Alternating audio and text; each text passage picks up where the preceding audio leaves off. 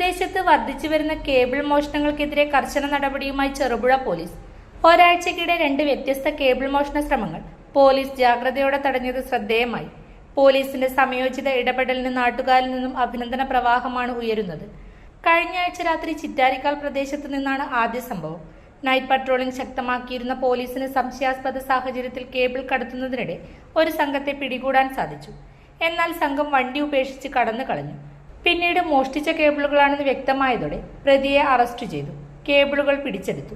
കൂടുതൽ അന്വേഷണങ്ങൾ പുരോഗമിക്കുകയാണ്. ഇതിന് പിന്നാലെ ഇന്ന് പുലർച്ചെ ചെറുപുഴ പാലം ഭാഗത്ത് വീണ്ടും കേബിൾ മോഷണ ശ്രമം നടന്നു. പാലത്തിൽ നിന്നും കേബിൾ മുറിച്ച് കടത്താൻ ശ്രമിക്കുന്നതിനിടെ പോലീസ് എത്തിയതോടെ സംഘം ഓടി രക്ഷപ്പെട്ടു. എന്നാൽ മോഷ്ടിക്കാൻ തയ്യാറാക്കിയിരുന്ന കേബിൾ ഉൾപ്പെടെയുള്ള ഉപകരണങ്ങൾ പോലീസ് കസ്റ്റഡിയിലെടുത്തു. പ്രതികളെ കണ്ടെത്തുന്നതിനായി അന്വേഷണം ശക്തമാക്കിയതായി പോലീസ് അറിയിച്ചു.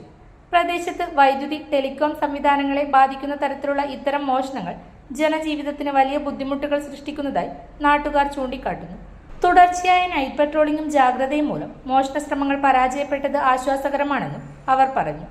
ചെറുപുഴ പോലീസിന്റെ കൃത്യമായ നിരീക്ഷണവും വേഗത്തിലുള്ള ഇടപെടലുമാണ് 2 മോഷണ ശ്രമങ്ങളും തടയാൻ കാരണമായതെന്ന് നാട്ടുകാർ അഭിപ്രായപ്പെട്ടു. പോലീസിന് അഭിനന്ദനങ്ങൾ നാട്ടുകാർ അറിയിച്ചു.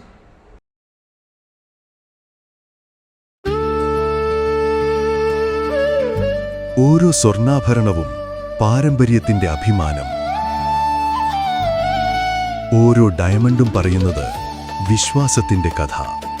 നിങ്ങളുടെ സ്റ്റൈലിന് പെർഫെക്റ്റ് തിളക്കം.